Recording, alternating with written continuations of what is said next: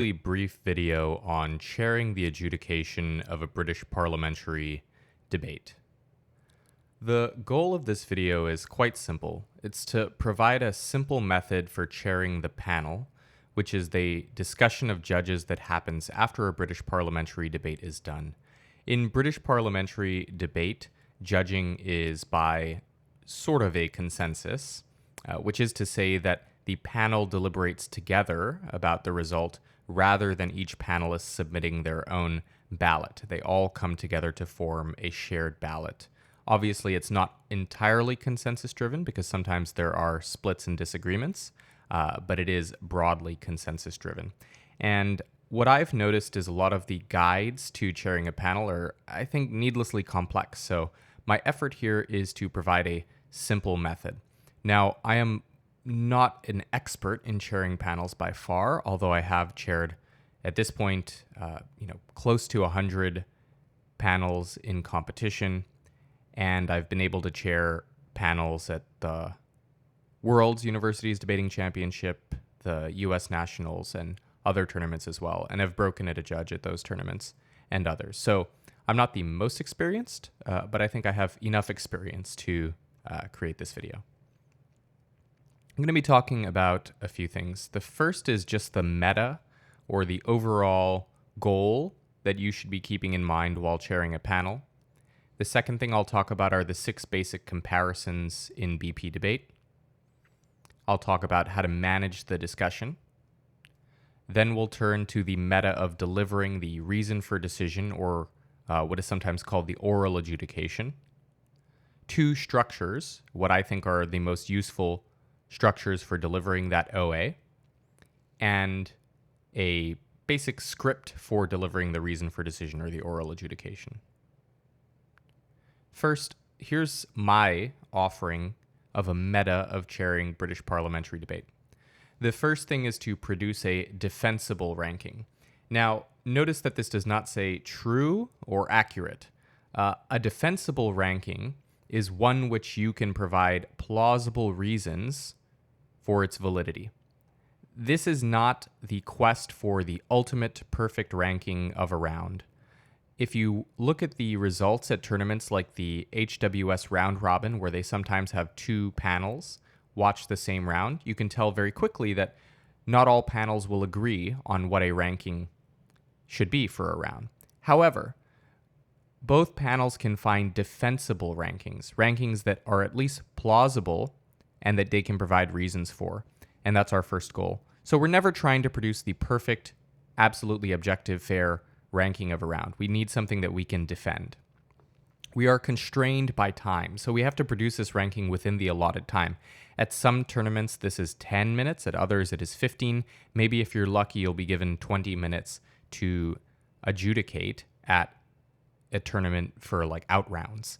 But much of the time, we're trying to do this in 15 minutes or less, which affects the way that we go through the decision, right? If we're just trying to figure out a defensible ranking and we have 2 hours, that changes the way the discussion takes place. The time constraint is an important element of the meta. The third element is that you must rank your panelists. At most large tournaments, internationals like Worlds or national competitions, you often have to rank your panelists as a chair, which means that in the course of adjudicating the debate, you need to be taking in information on their abilities and providing relative rankings of your panelists so that you can give useful information to the committee that is in charge of allocating judges. And finally, you will be ranked by your panelists after the adjudication at most tournaments, which means you have to be thinking about how can I earn their favor or at least not piss them off too much. These are the 4 elements, I think, that play into the meta of chairing BP and that affect how we should conduct ourselves. The second thing I want to talk about are the 6 comparisons. So broadly speaking, there are 6 comparisons that take place within a British parliamentary debate. There is the comparison between the opening half teams, opening government, and opening opposition. There is a comparison between the closing half teams, closing government, closing opposition. there is a comparison between the government bench, opening government, closing government, a comparison between the opposition bench, opening opposition, closing opposition, a comparison between the short diagonal teams, opening opposition and closing government, and a comparison between the long diagonal teams, opening government and closing opposition. Now, I write this down, and this is obvious to most of you viewing, just to make it clear that there are only 6 binary decisions that you have to make. In fact, in some cases, it's fewer than this, because once you've made a few of these decisions, because of logic, the decisions will no longer be binary. They will be predetermined, right? Because you can't have a sort of Escher staircase of teams within a round, each outranking the other. So as a chair, especially if you're just starting out chairing, it's worthwhile to remember that at most, you will just have to think about 6 different binary decisions, right? 1 or 0, opening gov or opening op. And if you can adequately defend 6 comparisons, then you have what amounts to a ranking in British parliamentary debate. So the question then is, how can we manage our panel to arrive at these 6 comparisons and have reasons that we can use to defend whichever way we choose? I use this diagram when I'm judging debates.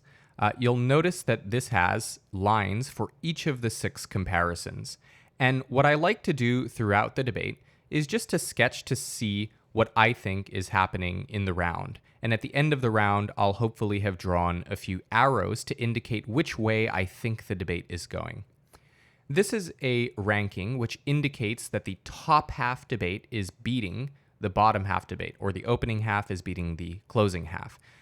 When you see an arrow pointing toward a team, so the upper left quadrant would be opening government, the upper right quadrant would be opening opposition, the lower left quadrant would be closing government, and the lower right quadrant would be closing opposition. When you see an arrow pointing toward a team, that's one team giving another team a point. Each arrow represents one of the points. At British parliamentary tournaments, you earn 3 points for winning. Basically, each of the other teams in the round has given you a point. This is a ranking where opening opposition has won the debate with 3 points.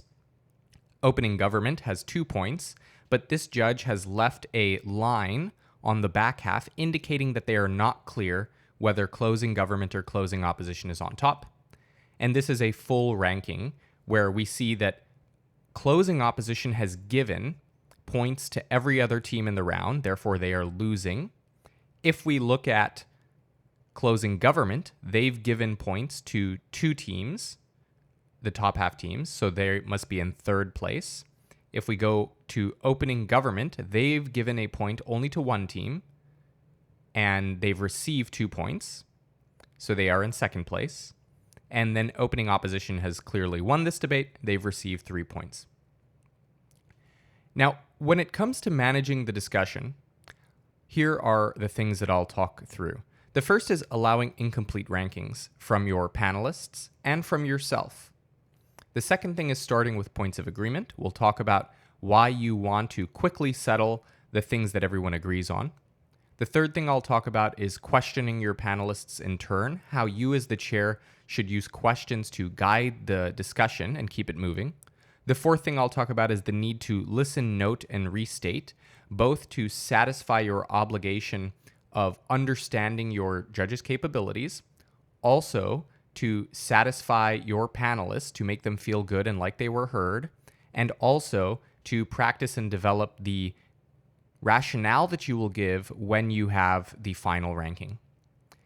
The fifth thing I'll talk about is locking in each comparison, or the need to systematically check the boxes in terms of the 6 comparisons. And last, I'll talk about using a standard voting procedure when you cannot achieve consensus. First, allowing incomplete rankings.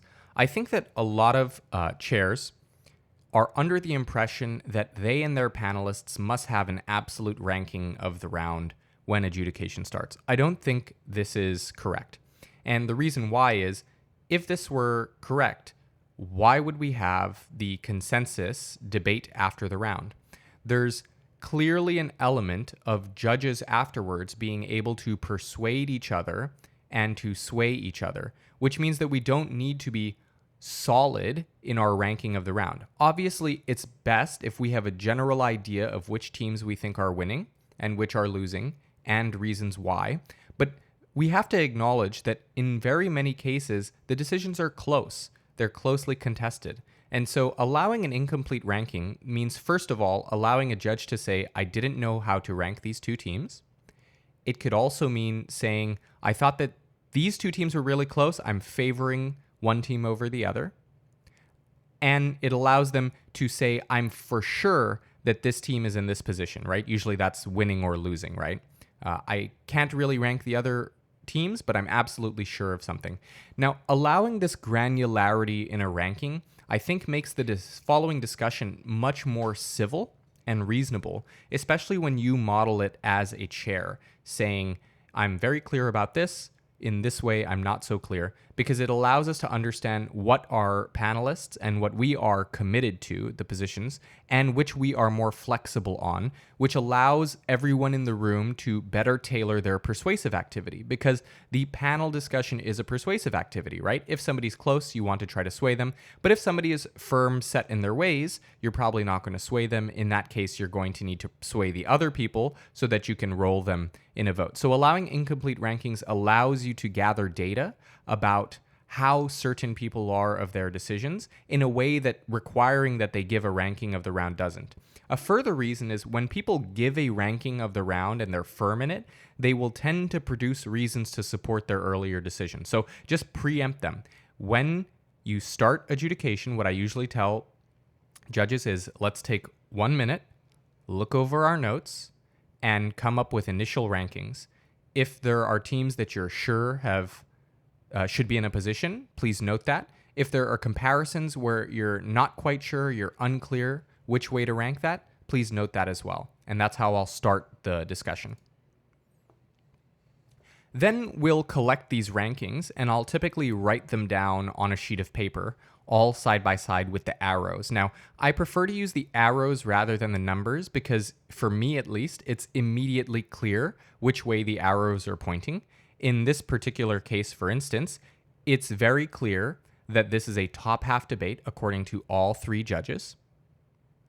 It is also clear that 2 out of 3 judges believe that opening opposition has won the debate, while only 1 judge has a clear read on the back half of the debate.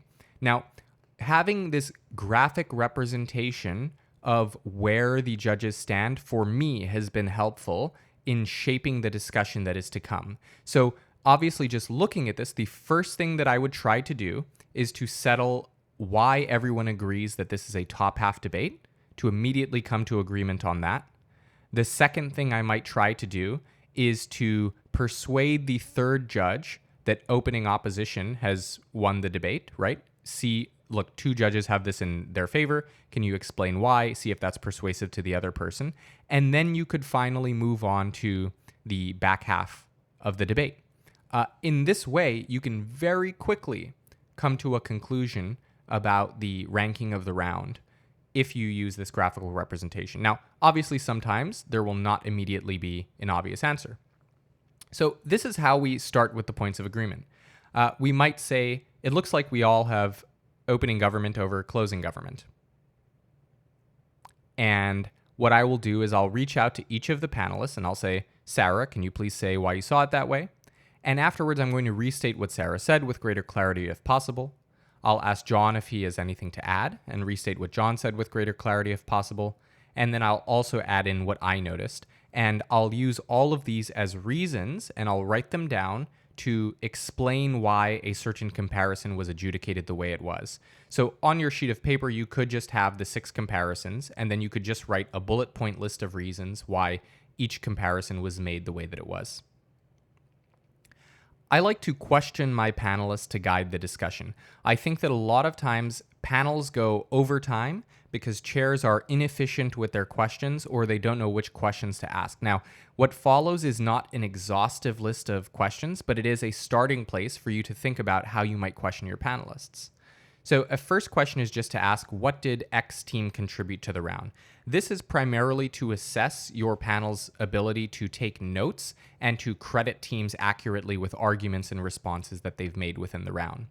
A second question is, what arguments and responses do we credit to a team? Same sort of thing. What do you think of X argument? So asking a panelist directly, what do you think of an argument from a team, and seeing if they were persuaded by it, if they weren't persuaded by it, why they weren't persuaded by it. And you can weigh, how do you weigh this argument against that argument, or how do you weigh this team against that team?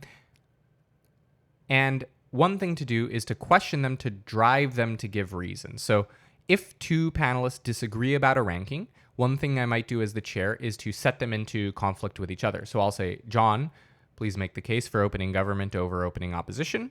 And then afterwards, Sarah, please be ready to make the case for opening opposition over opening government.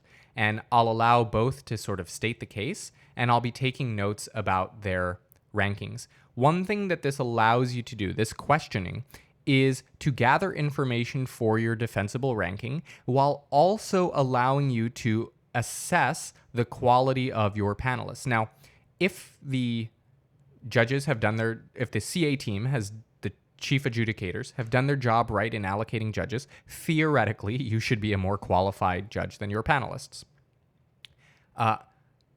If you are not a more qualified judge than your panelists, then when you ask these questions, this will quickly illuminate it, because you'll realize that your panelists are seeing things that you did not even see in the round. And that's very helpful information, because when it comes time to rank your panelists, you'll be able to say, this panelist is a very adept observer of the round. I thought that they had wonderful things to contribute. They should absolutely be chairing a panel in the future, right? You can argue for the promotion with specific examples for your members of the panel if you ask these questions to suss out what their level of comfort is in understanding the round and how articulate they are in explaining the comparisons between teams in the round.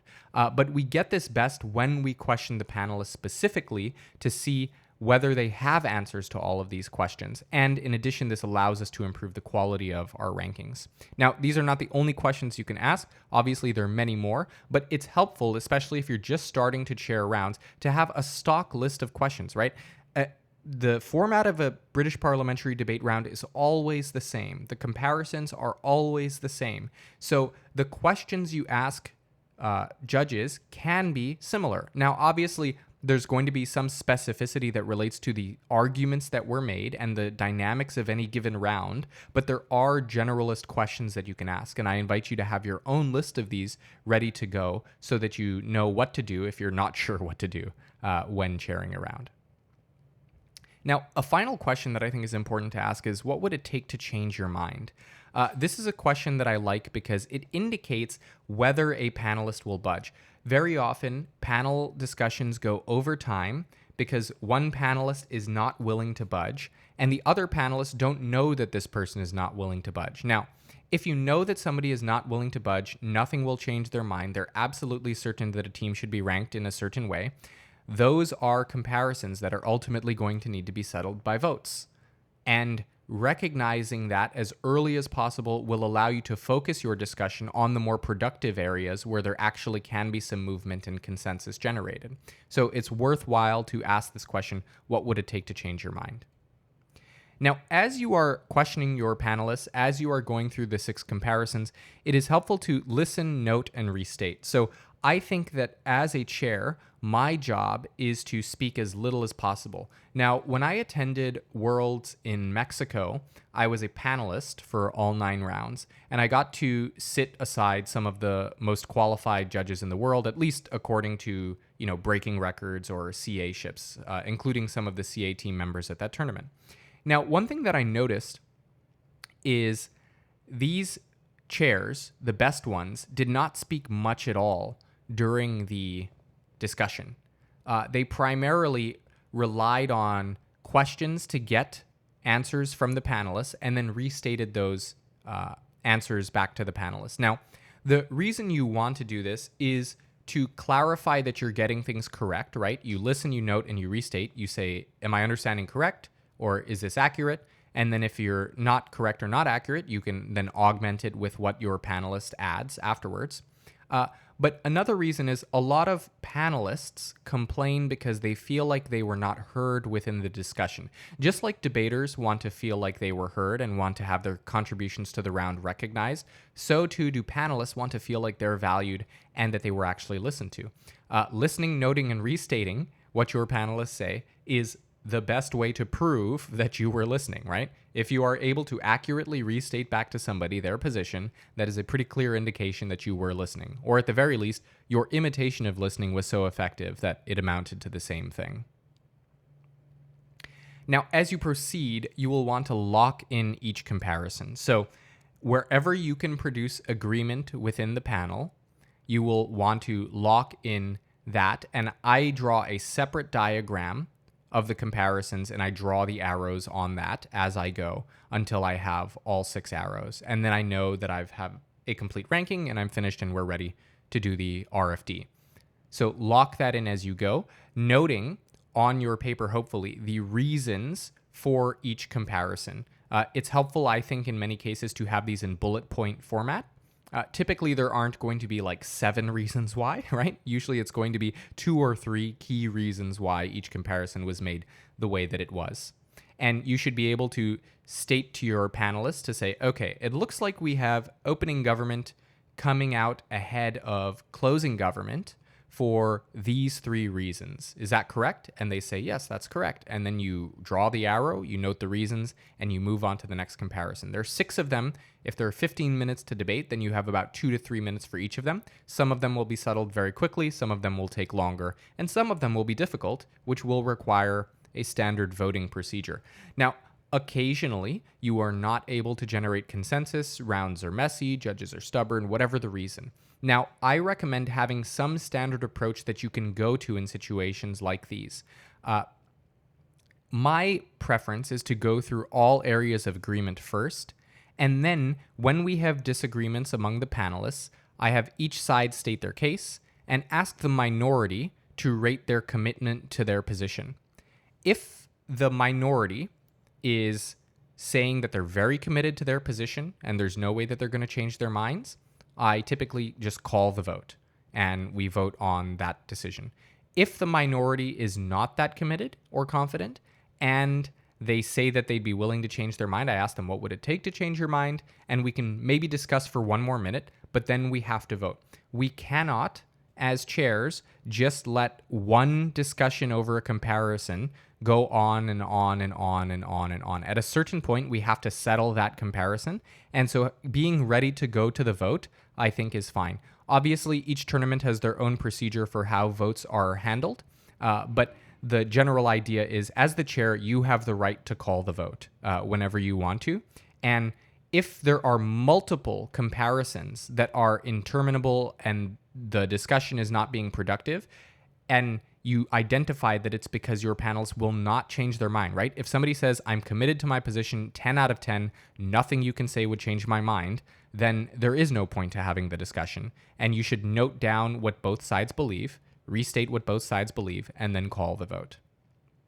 Obviously, if you follow the procedures as stated above, especially in terms of listening, noting, and restating, you will already have notes to explain your panel's decision. I personally have never deferred to the panelists to explain something in the case that I was rolled.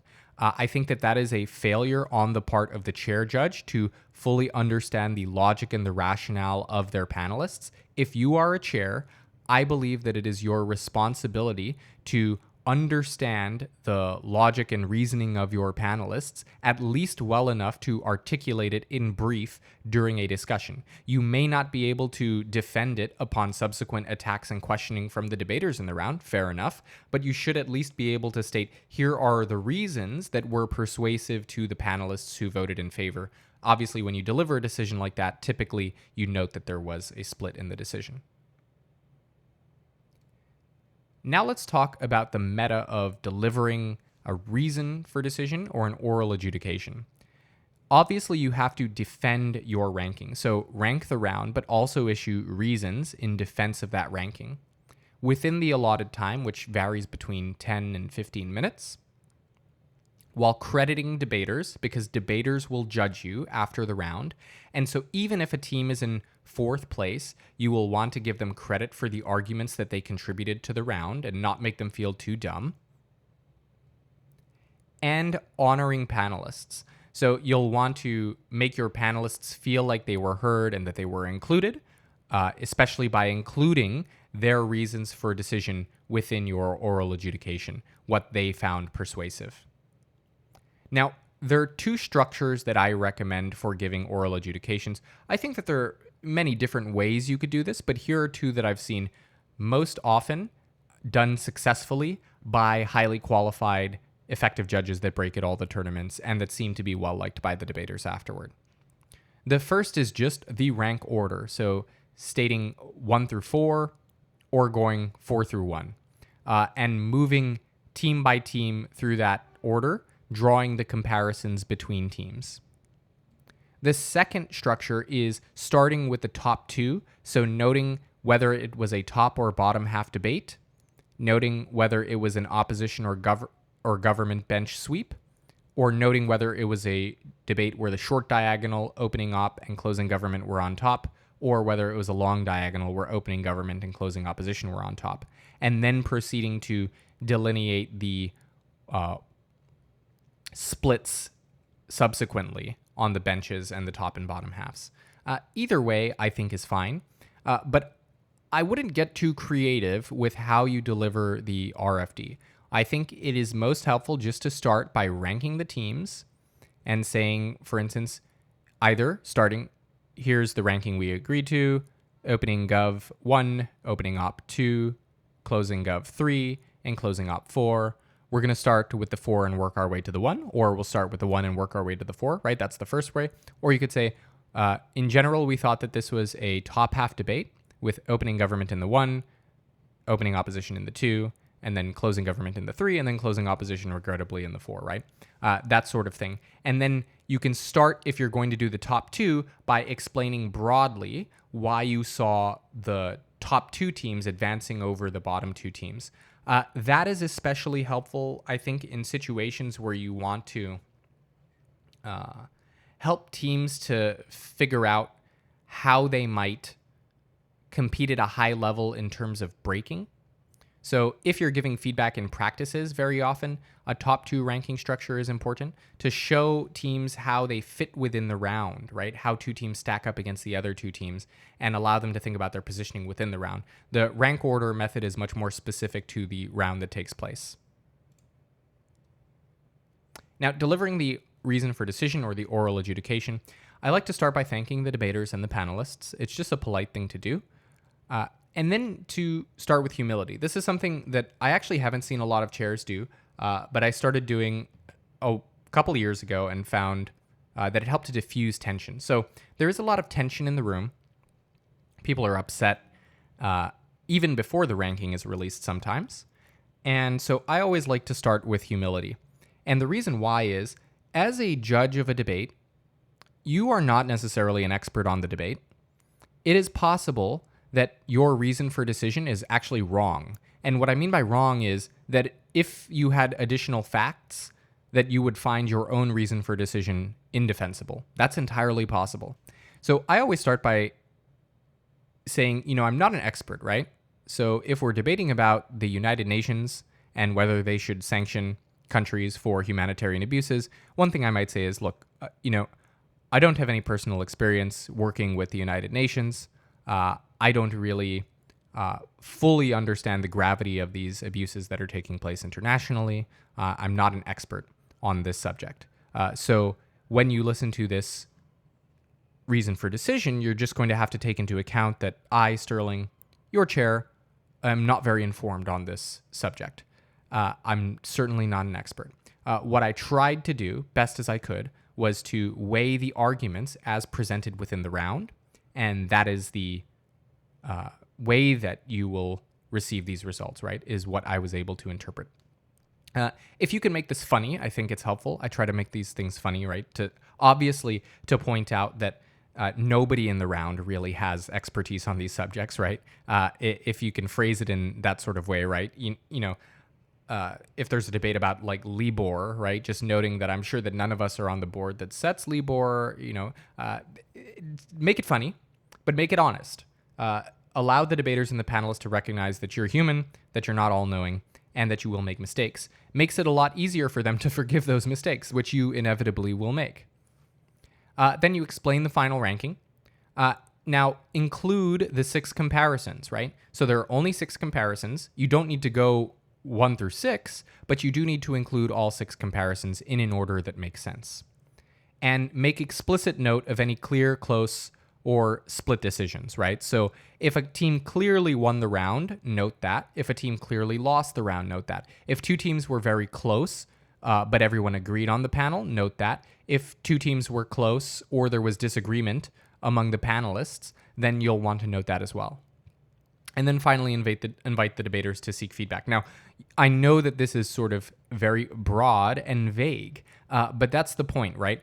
Obviously, the specificity of the RFD will depend upon the round, but these are the elements I think that set you up for success, which is to say that by starting with humility, you make it significantly less likely that people will feel like you're out to get them or that you're an idiot or that you don't know anything afterwards, and more likely that they'll accept your decision. When you make all 6 comparisons clear within your RFD, you make it less likely that a debater afterwards puts in the feedback they didn't do a clear comparative between the teams, right? When you make it clear that something was very close and that you can see the arguments both ways, you make it very unlikely that a team will say they didn't, really credit us, right? Losing the 3-2 on a close split is a lot better than losing the 3-2. Losing on a close split is a lot better than losing for many teams because it makes them feel at least that we were competitive within the round, at least our arguments were credited. And because we've listened to our panelists and we've gathered all the information about what different teams contributed to the round, it's likely then that our reason for decision in this case is going to be very robust in terms of responding to the objections that debaters might have. In summary, for chairing, start with the meta. Realize that your goal in chairing is to produce a defensible ranking within the allotted time while ranking your panelists and earning their favor. To do this, you want to start with points of agreement, strategically question your panelists, listen, note, and restate their points, lock in each comparison, and use a standard voting procedure when there is conflict. During the oral adjudication, you are going to defend the panel's ranking within the allotted time while crediting debaters and honoring panelists. Looks like I misplaced the apostrophe on panels. Oh, shame. Again, I'm not an expert on apostrophe placement, apparently, or proofreading.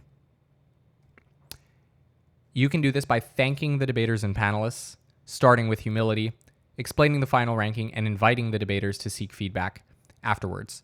Because obviously, you'll want the debaters, they may want more additional information, providing them the means to contact you, especially now that debates are being conducted online. Giving them specific instructions for how they can contact you is often very helpful afterwards. And if you take notes with the 6 comparisons, your quality of decision should be better, and you should improve your rankings both from your panelists and from the debaters, and hopefully become a more qualified chair and rise through the rankings as a result. I hope that this video was helpful. If you have any questions, feel free to leave them in the comments below, and I wish you the best of luck as you are chairing rounds at these tournaments.